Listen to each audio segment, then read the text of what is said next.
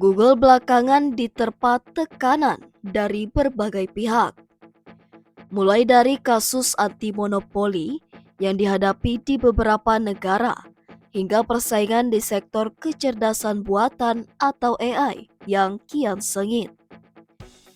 CEO Google, Sundar Pichai, memberi peringatan petaka yang bisa terjadi sepanjang 2025. Ia mengatakan Google akan berjuang sangat keras karena menghadapi berbagai tantangan. Saya pikir 2025 akan kritis, kata Pichai dalam rapat strategis 2025, dikutip dari CNBC Internasional, Selasa, 21 Januari 2025. Sepanjang 2024, Google diketahui terjerat beberapa masalah dengan regulator. Misalnya diputuskan memainkan monopoli pasar pencarian secara ilegal. Departemen Kehakiman AS juga meminta Google melepaskan unit browser Chrome pada November lalu.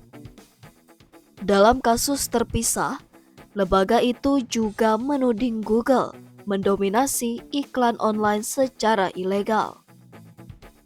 Bukan hanya di AS, Google juga menghadapi masalah dengan pengawas persaingan Inggris. Ini masih terkait praktik iklan Google yang dinilai tak sesuai dan berdampak pada persaingan.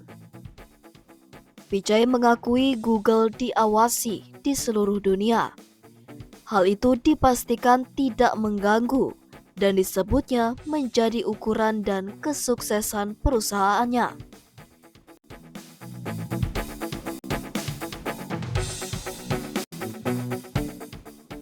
Sepanjang 2025, Google mengatakan akan terus fokus pada pengembangan AI agar tetap relevan bagi konsumen.